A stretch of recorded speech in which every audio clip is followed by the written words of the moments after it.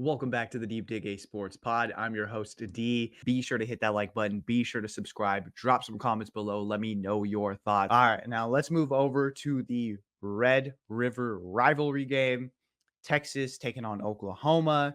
And this was a kind of a weird game to start off with, but ultimately Texas finds their groove and they get after it and they do what good teams do and they boat race a shittier team. And I mean, I going into it, I was highly thinking that if Oklahoma's going to do anything with this season, it needs to be now. It needs to be this game. And the SEC is wide open. Pretty much everyone but Texas has a loss on their record.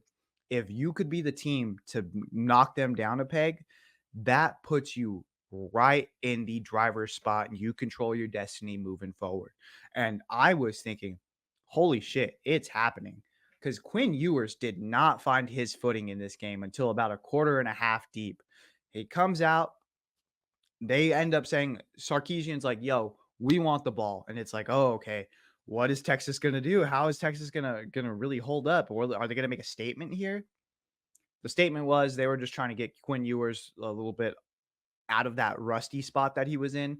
And it didn't really work for the first quarter. I mean, he comes out the first possession, throws a pick, and I'm like, oh, uh, I could be looking like a genius here. Oklahoma, I didn't say Oklahoma was going to win it, but man, they could have a really good showing.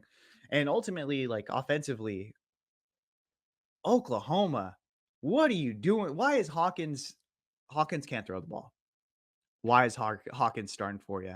I know Jackson Arnold had a bad showing against Tennessee where you had to pull him at half. I think he had 3 picks in that first half alone.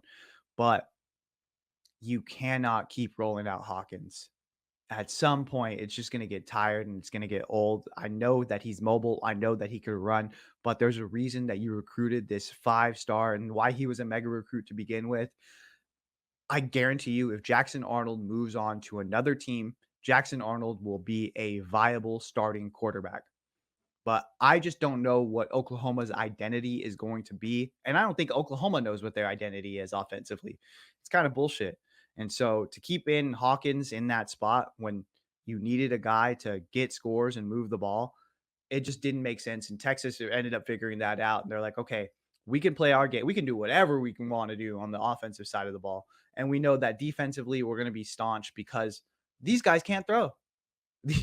We don't have to worry about the throw. We could just defend the run. We can make sure that we spy the quarterback, and we're going to be fine. And down the stretch, you've seen it, and they get boat raced. And so that's bad on Oklahoma. I think they should have made the switch to Jackson Arnold. I seen that he was warming up in that at the end of the second quarter.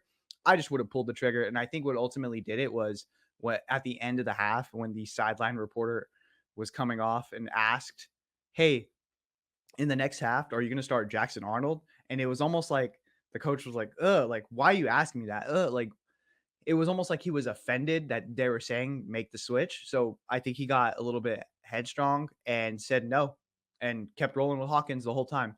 So it's pretty ridiculous. I think there was a chance there at the beginning if you take advantage of it, but ultimately they didn't. And Texas keeps rolling. And I think this sets up a really good game against Georgia moving forward. Be sure to hit that like button. Be sure to subscribe, drop some comments below. Later.